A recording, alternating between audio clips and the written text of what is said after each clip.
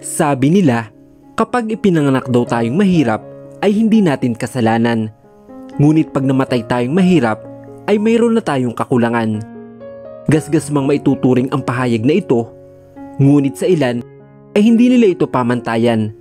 Mga taong pinagkaitan ng karapatan sa ilalim ng mga taong makapangyarihan. Posible kaya magkaroon ng pag-iibigan sa dalawang taong langit lupa ang pag-itan o ito magdadala sa kanila sa tiyak na kapahamakan? Paano ka makakatakas sa isang kasunduan kung buhay mo ang nakasalalay? Magandang araw mga kaibigan.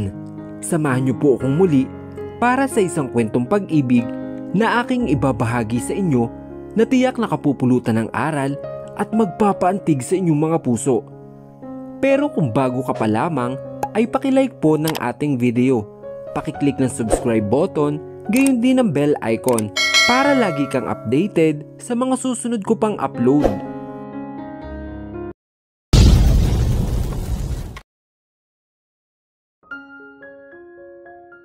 Diretso ang tingin ni Sophia sa harap ng kalsada.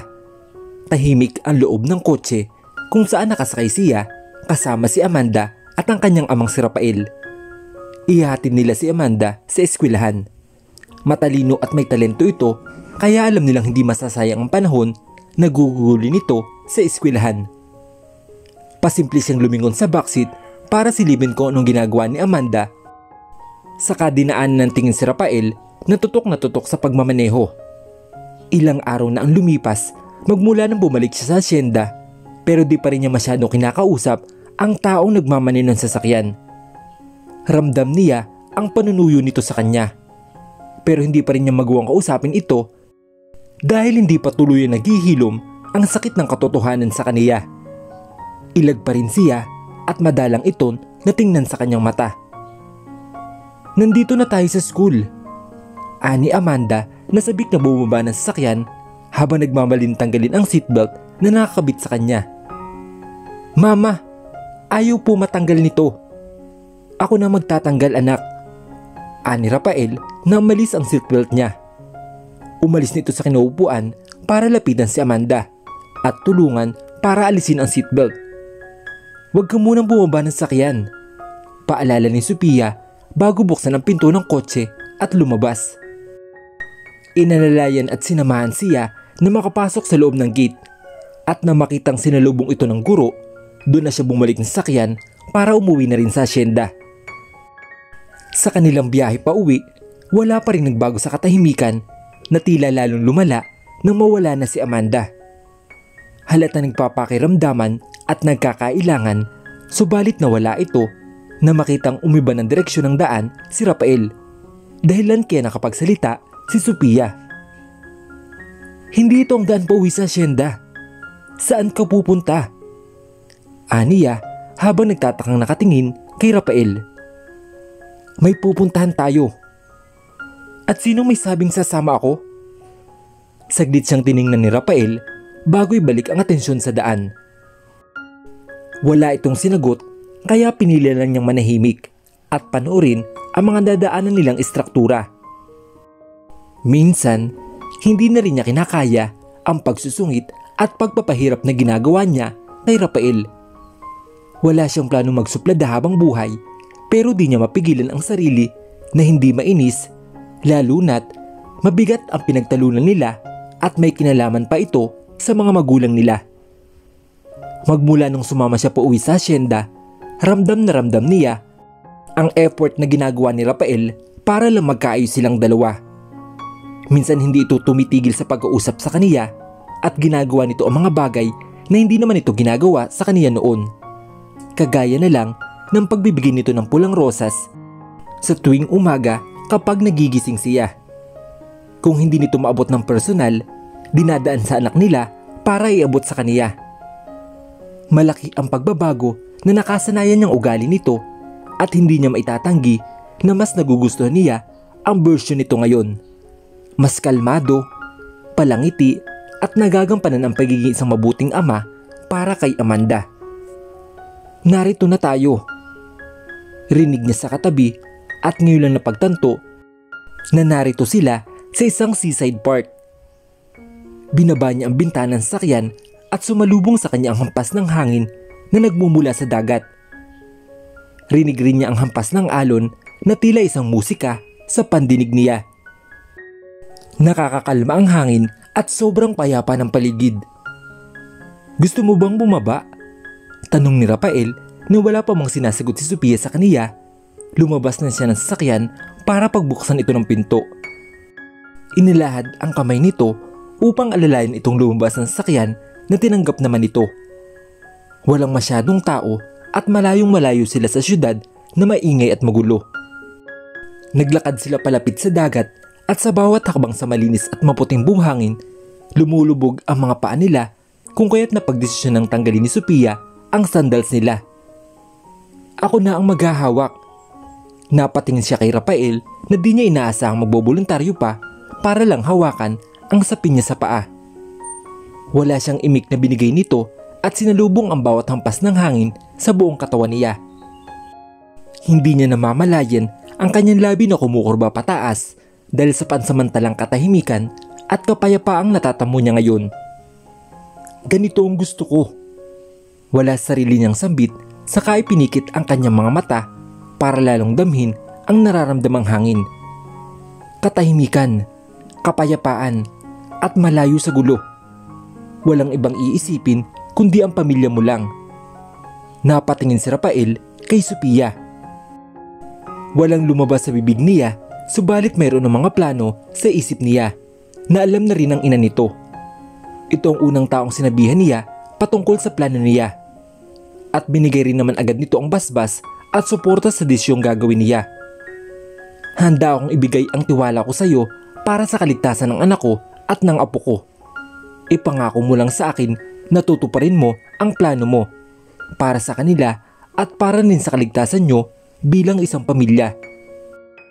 Iyon na eksaktong sinabi sa kaniya bilang suporta sa desisyon na umalis sa organisasyon na pinamumunuan niya. Plano niyang bitawan na lahat ng sakit, pait at puot ng nakaraan para makausad na siya kasama ang kanyang mag-iina sa kasalukuyan. Handa na siyang bitawan ang lahat para makapagsimula ulit sila. Nakahanda na siyang talikuran ang pagiging isang mafia boss para gampanan naman ang pagiging isang haligi ng tahanan. Nawala na siya ng rason para hanapin ang mga taong pumatay sa magulang niya. Hindi na niya makita ang patutunguhan ng paghiganti niya dahil sa patuloy na paglagay sa alanganin ng buhay ng kanyang mag-iina. Hindi ganito ang kinabukasan na gusto niya para sa kanila. Hinayaan niyo muna maglibot-libot si Sophia sa tabing dagat habang tahimik niya itong pinapanood. Ito ang naisip niyang paraan para kahit papaano ay gumaan ang bigat na dinadala nito at maramdaman ang presko at payapang hangin mula sa karagatan. Sa mga oras na ito, nakahanda na rin siyang sabihin ang patungkol sa kanyang plano. At sa pagbalik nila sa asyenda, ang mga tauhan naman niya ang kanyang kakausapin. Bumaba ang tingin niya sa bulsa ng pantalon nang marinig ang tumunog ang cellphone. Dinukot niya ito at nang makita ang pangalan tumatawag, agad niya itong binabaan pero hindi tumitigil hanggang mapansin ni Sophia ang ginagawa niya. Kaya lumapit ito sa kanya. "Bakit hindi mo sagutin?" tanong nito. "Sino ba yung tumatawag?" Si Arthur." Tugon ni Rafael saka pinatay ang cellphone niya upang harapin si Sophia. "May sasabihin ako sa iyong importante." Kumunot ang noo nito. "Ano yun, Rafael?" Huminga siya ng malalim at hindi pa man siya nakakapagsalita, may tumunog na namang cellphone at sa pagkakataong ito ay kay Sophia naman. "Sandali lang ha." Anito saka kinuha ang cellphone niya sa bulsa at nang makita ang pangalan ni Arthur ay inabot niya kay Rafael. "Sagutin mo na, mukhang emergency." Labag man sa loob, kinuha na ito ni Rafael at sinagot agad ang tawag ni Arthur na binili na niya kanina na huwag siyang iistorbohin sa mga oras na ito. "Ano?" Bungad niya nang ilagay sa tenga ang kanyang cellphone. "Boss, pasensya na po sa abala, pero kailangan niyo munang umuwi sa asyenda. Narito po ang uncle niyo, si Uncle Lawrence, at kailangan kayong makausap." Saglit na nahinto si Arthur. At ngayon na raw mismo, napapikit ng mariin si Rafael at napahawak sa tungkin ng ilong bago babaan si Arthur. Tumingin siya kay Sophia na mukhang nakuha naman ang sasabihin niya. Halika na, mukhang kailangan nila ang boss nila. Kinuha nito ang sandal sa kanya saka naglakad pabalik ng kotse. Walang nagawa si Rafael kung di ang mapamuran lang sa isipan bago sundan si Sophia. Hindi mangyayari ang sinasabi mo, Rafael. Hindi ko hahayaang gawin mo ang bagay na yan. May otoridad na wika ni Lawrence nang marinig ang desisyon ng kanyang pamangkin at patungkol sa binabalak nito na pagbitiw sa kanyang pwesto sa organisasyon. Inuulit mo lang ang pagkakamaling ginawa ng iyong ama. Tatalukuran mo ang una at orihinal mong pamilya? Para ano? Para lang sa mag-iina mo? Hindi nagsalita si Rafael kaya lalong gumit sa mukha ni Lawrence ang pagkadismaya niya. Naglakad ito palapit sa pamangkin at diretso itong tinitigan sa kanyang mga mata. Huwag kang magpadalos-dalos ng desisyon mo dahil ako na nagsasabi sa iyo. Hindi ito ang paraan para iligtas mo ang mag-iina mo. Hindi ito ang nararapat na solusyon sa mga suliraning kinakaharap mo. Aniya habang nakikipagsukatan ng tingin sa pamangkin. At hindi rin ito magugustuhan ng mga tao mo dahil para mo na isang iniwan sa gitna ng laban. Pag-isipan mo ito ng maigi, Rafael. Pumasok ako sa mafia para hanapin ang mga tao na pumatay sa magulang ko. Alam kong una pa lang, alam niyong wala akong balak ituloy ito hanggang dulo. Ani Rafael na kinangisi naman ni Lawrence. Bakit? Nahanap mo na ba ang mga taong pumatay sa magulang mo? Tanong nito. Kasi kung hindi pa, pero nakapagdesisyon ka ng aalis na, para mo na rin binasura ang pagkamatay nila. Wala pong katotohanan ang sinabi nyo. Pero yun ang pinapakita mo.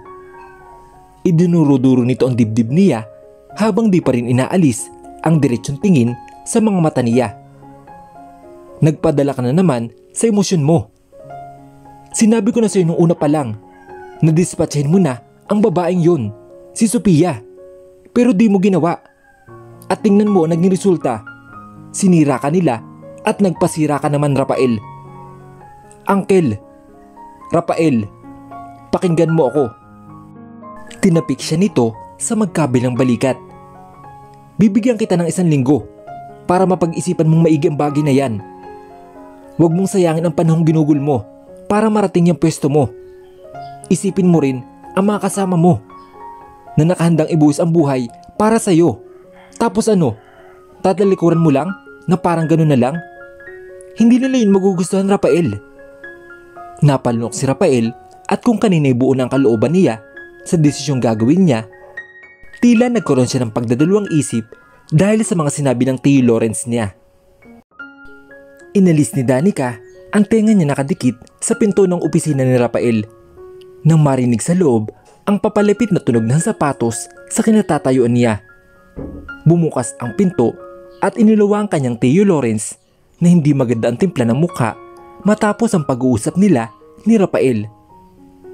Danica, kausapin mo ang kambal mo. Gawin mo ang lahat nang magising sa kaibangan siya. Kailangan niyang matauhan.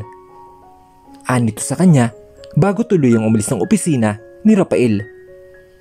Binalik niya ang tingin sa loob at saka pumasok. Naabutan niyang nakaupo ito sa sopa at nang magtama ang kanilang mga mata, lalo nagsalubong ang kili nito. Magaling ang ginawa mo, Danica. Ikalat mo rin sa lahat nang masiyahan ka.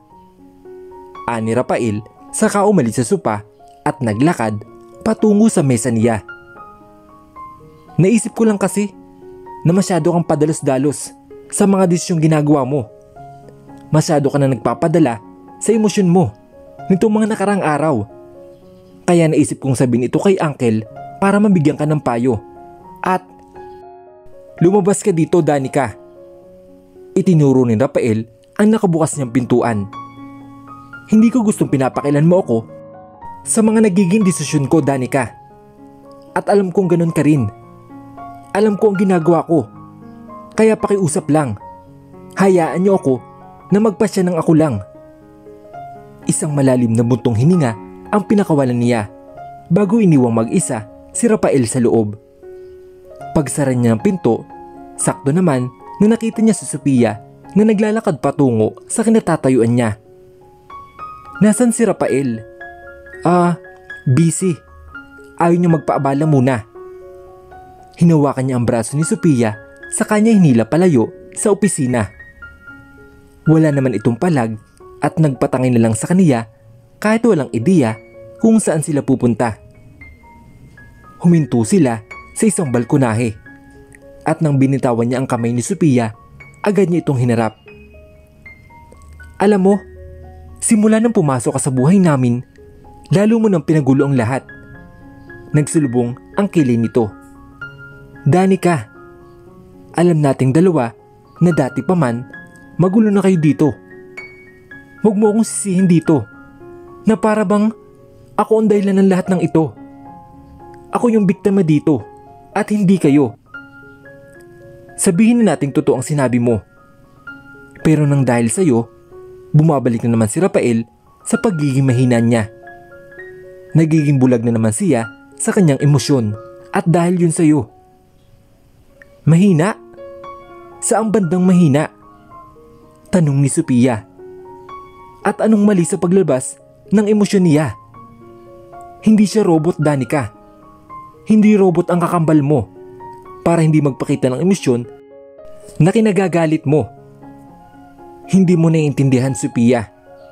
Ikaw ang hindi nakakaintindi sa atin. Nagsimula magkaroon ng tensyon sa pagitan ng dalawa. Danica, alam ko ang dahilan kung bakit ka nagkakaganyan. Malaki ang galit mo sa akin dahil itinuturi mo akong sagabal sa lahat ng plano ng kapatid mo. Mabuti naman at aware ka. Nanatiling kalmado ang mukha ni Danica na nakuha pang ngumisi kabaliktaran ng kausap niya. Sa ating dalawa, mas kilala ko ang ugali niya. Kaya alam ko kung hindi niya gusto ang kanyang ginagawa. Sa ating dalawa, ikaw ang kumukontrol kay Rafael. Anong sinasabi mo? May halong inis na tanong ni Sophia. Kailanman, hindi ko siya kinukontrol. At hindi ko alam kung saan nanggagaling ang pag-akusa mo na wala ka namang basihan. What the?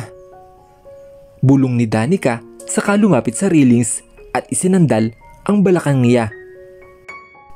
Malamang mayroon ka ng ideya sa pinaplano niyang pagtalikod sa pamilyang kinabibilangan niya. Kayong dalawa ng anak mo ang dahilan nun.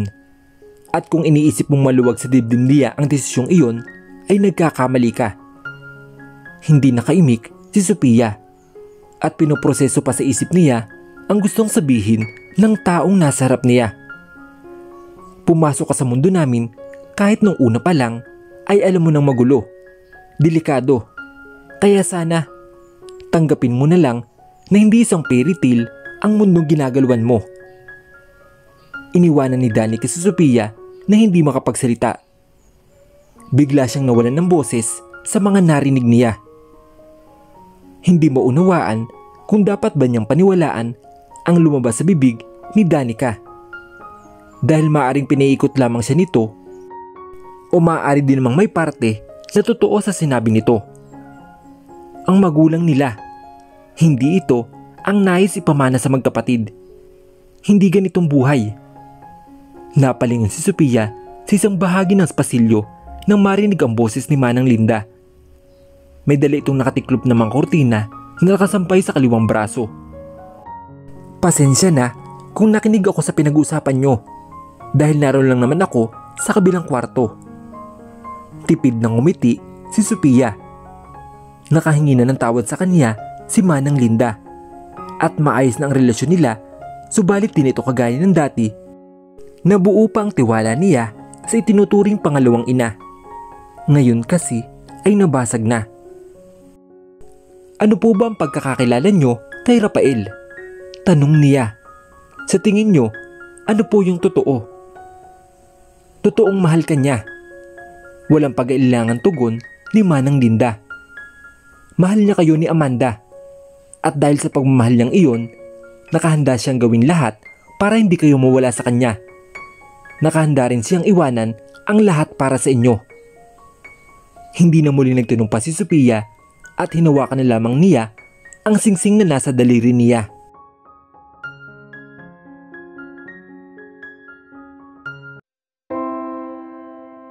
Handa na nga kayang talikuran ni Rafael ang organisasyong pinamumunuan nila kapalit ng payapa at masayang pagsasama nila ng kanyang mag-iina. Ano ang mga sakripisyo nilang gagawin para sa ikabubuti ng bawat isa? Ano ang naghihintay na kapalaran sa kanilang pamilya? Sabay-sabay po nating tunghayan sa susunod na kabanata ng ating kwento. Hanggang sa muli mga kaibigan. Paalam!